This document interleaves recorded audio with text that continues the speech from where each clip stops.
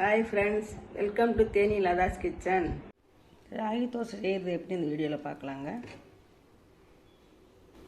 அதுக்கு தேவையான எண்ணெய் ஊற்றிக்கணும். வெங்காயம் வெங்காயத்துக்கு எண்ணெய் நல்லா காஞ்சனையும் ஒரு ஸ்பூன் சீரகம் நல்லா பொரியட்டும்.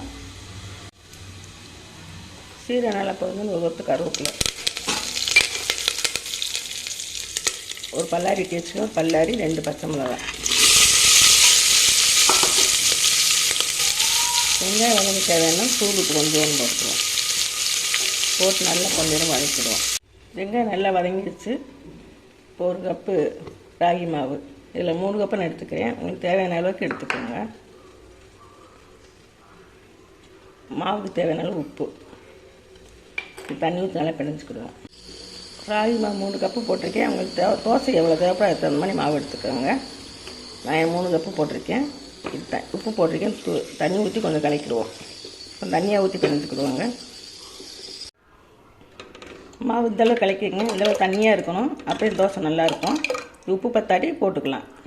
இந்தளவு கலக்கி வச்சுக்கோங்க. மாவு புளிக்கணும் அவசியம் இல்லை, இப்படியே கலக்கி தோசை ஊற்றிக்கலாம்.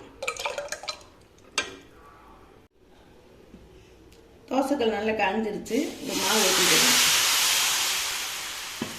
மாவு ஊற்றி இழுக்காதுங்க, இந்த மாதிரி கரண்டியில் ஊற்றிடுங்க.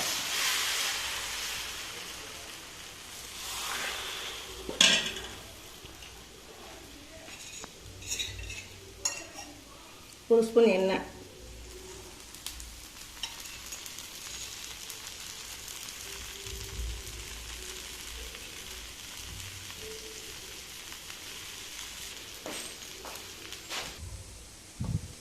ஒரு பக்கம் நல்லா வந்துருச்சு. இப்போ திருப்பி கொடுக்கலாம் தோசையை.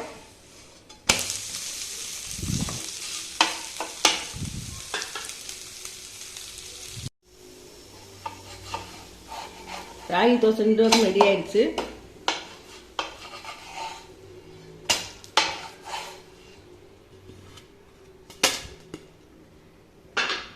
ராகி தோசை உடனுக்குடனே ரெடி ஆகிடும். இது சாப்பிட்டு பாருங்க, ஹெல்த்தியான தோசை.